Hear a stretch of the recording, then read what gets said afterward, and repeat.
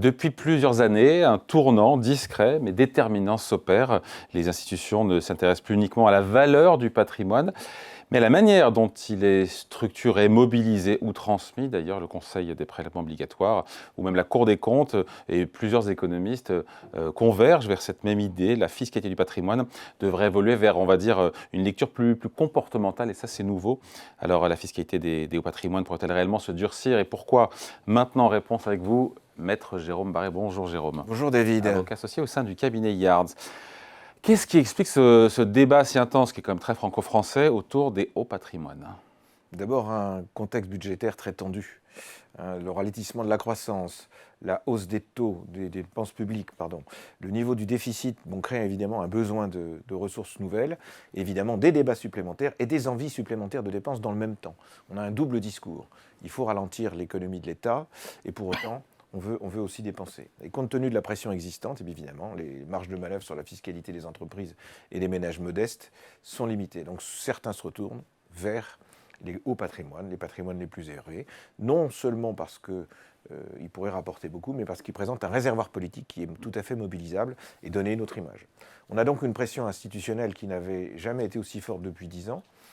Plusieurs rapports publics ont remis le sujet au centre de la scène, et probablement d'une façon assez dure, et pas uniquement pour des raisons idéologiques, mais parce qu'il est recherché des solutions pour stabiliser les finances publiques. Donc les hauts patrimoines deviennent un nouvel angle d'attaque, si je puis dire, pour s'interroger sur l'efficacité de l'architecture fiscale française dans son ensemble. Donc également dans un contexte international. Oui, ce que j'ai dit, c'était franco-français, mais j'aurais dû être plus précis, il y a quand même dans un contexte international des discussions autour des hauts patrimoines. Ça dépasse comme la France. Alors, on a eu une discussion sur le plan international depuis 20 ans, beaucoup sur les entreprises, sur tout ce qui pouvait éviter d'une façon ou d'une autre l'optimisation des entreprises. Maintenant, ce débat se recentre également sur les personnes physiques, et évidemment, celles qui sont susceptibles d'être le plus apporter le plus d'enjeux.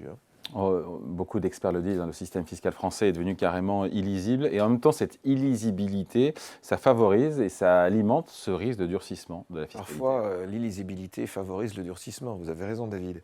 Donc une fiscalité qui est devenue trop dense pour rester stable dans le temps, plus de 300 impositions, des niches fiscales, des strates exceptionnelles, des contributions exceptionnelles qui sont durables, des contributions différentielles, des termes extrêmement compliqués et qui multiplient, et que ces accumulations qui multiplient la densité, le fouillis de cette fiscalité, et donc ça ne va pas. Donc cette complexité, elle pousse non pas une réforme globale, parce qu'une réforme globale serait trop compliquée, on rentrerait à nouveau sur un débat politique, et donc c'est un travail par petites touches de l'administration et du législateur, pas de l'administration, sur ce thème. Bon, donc on semble, selon vous, se diriger vers une fiscalité comportementale. Concrètement, ça signifie quoi? Et en quoi ça serait un vrai changement? Alors c'est un vrai changement parce que finalement, on ne va pas regarder ce que vous utilisez, ce vers quoi vous investissez, mais la façon dont vous le faites. Est-ce que votre patrimoine, il est liquide? Est-ce que votre patrimoine, il est mobilisé? Il est investi? On avait parlé de ruissellement. Est-ce qu'il est transmis, ou est-ce qu'au contraire, il est laissé à l'abandon, si vous voulez, et on le met sur des dépôts à terme ou dans des contrats d'assurance vie qui sont en euros? C'est le sujet. Et donc, cette analyse du comportement, eh bien, elle va permettre au législateur, s'il le peut, de savoir comment il peut taxer et d'inciter à nouveau, mais d'inciter cette fois-ci non pas favorablement mais défavorablement si les sujets ne sont pas suivis.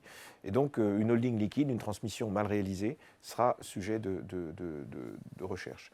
Donc c'est à la fois aussi un durcissement sans modifier les barèmes, sans modifier les bases. C'est-à-dire que le sujet, c'est de trouver par petites touches comment on va pouvoir augmenter l'impôt avec une apparence très souple.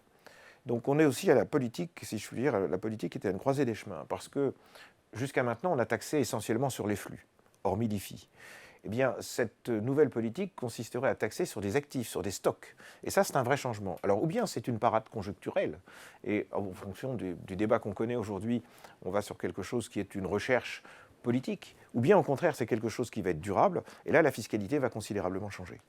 Il y a eu quand même un rôle majeur dans cette dynamique, joué par le Conseil des prélèvements obligatoires, la Cour des comptes, qui ont un petit peu orienté le débat. Alors un petit peu beaucoup même, parce qu'en particulier la Cour des comptes.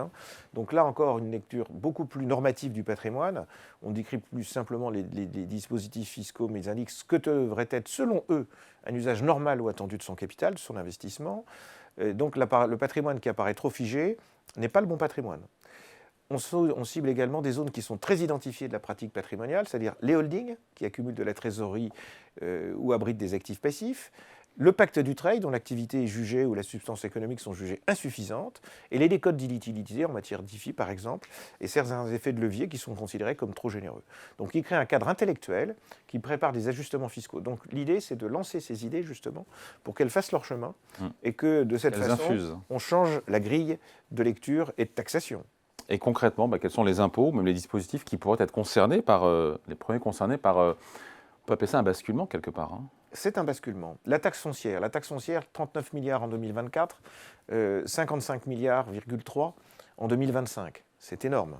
C'est 34, un peu plus de 34 millions de contribuables.